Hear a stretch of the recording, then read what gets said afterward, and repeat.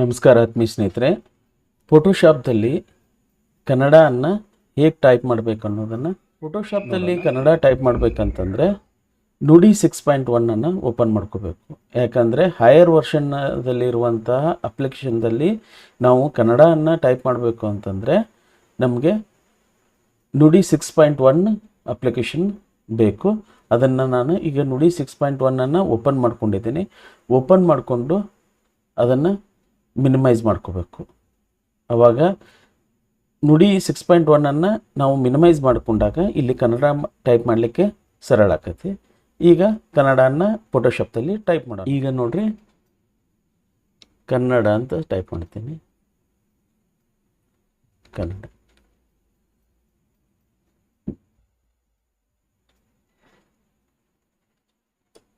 ಇಲ್ಲಿ ನಾನು ಟೈಪ್ ಮಾಡಿದ್ದು ಕನ್ನಡ. ಈಗ ಯಾವ ರೀತಿಯಾಗಿ ಬಂದೈತೆ ನೋಡಿದ್ರೆ ಸರಿಯಾಗಿ ಬಂದಿಲ್ಲ. ಹಾಗೆ ಕರ್ನಾಟಕ ಅಂತ ಟೈಪ್ ಮಾಡ್ತೇನೆ ನೋಡ್ರಿ.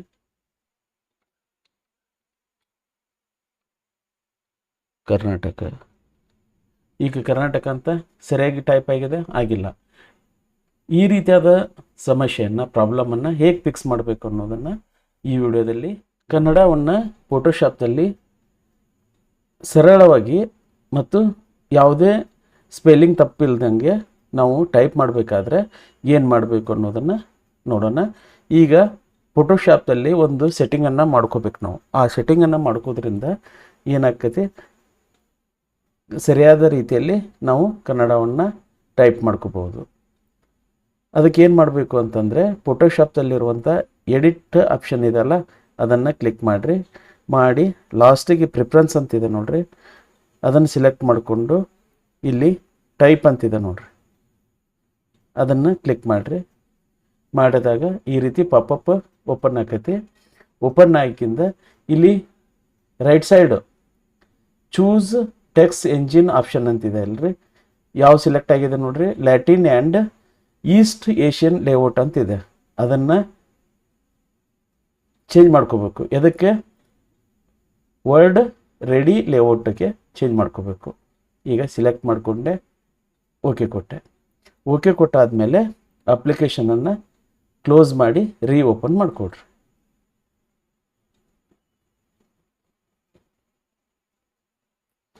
ಅಥವಾ ಅದನ್ನು ಕಂಪ್ಯೂಟರನ್ನು ಅಥವಾ ಲ್ಯಾಪ್ಟಾಪನ್ನು ರೀಸ್ಟಾರ್ಟ್ ಮಾಡಿರಿ. ನಾನೀಗ ಅಪ್ಲಿಕೇಶನ್ ಅಷ್ಟೇ ಓಪನ್ ಮಾಡ್ಕೋತೇನೆ ನೋಡ್ರಿ.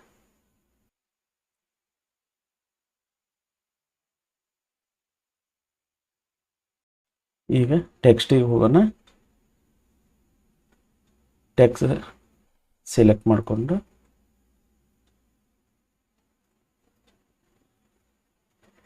ಆವಾಗ ಇಲ್ಲಿ ಡಿಫಾಲ್ಟ್ ಫಾಂಟ್ ಯಾವುದಿದೆ ಅಂದರೆ ನಿರ್ಮಲ UI ಅಂತಿದೆ. ಅದನ್ನು ಸಿಲೆಕ್ಟ್ ಮಾಡಿಕೊಂಡು ನಾವು ಯೂನಿಕೋಡ್ ಮಾಡ್ಕೋಬೋದು.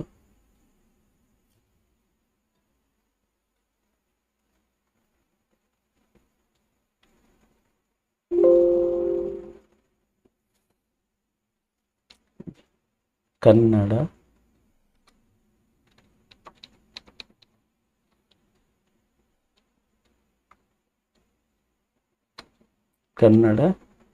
ಕಸ್ತೂರಿ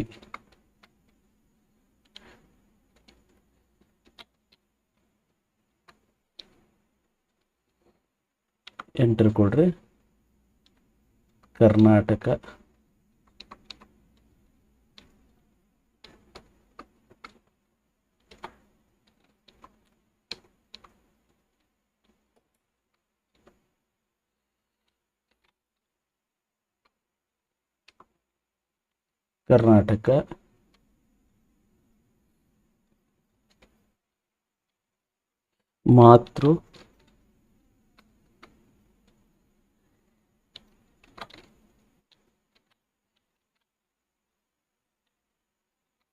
ಮಾತೃಭಾಷೆ ಹೀಗೆ. ಈಗ ನೋಡ್ರಿ, ಕರೆಕ್ಟ ಟೈಪ್ ಆಯಿತು. ಒಂದು ಸೆಟ್ಟಿಂಗನ್ನು ಮಾಡ್ಕೋದ್ರಿಂದ ನಾವು ಈಸಿಯಾಗಿ ಫೋಟೋಶಾಪ್ದಲ್ಲಿ ಕನ್ನಡವನ್ನು ಟೈಪ್ ಮಾಡ್ಕೋಬೋದು. ಆಮೇಲೆ ಫಾಂಟನ್ನು ಚೇಂಜ್ ಮಾಡ್ಕೋಬೋದು ನಾವು.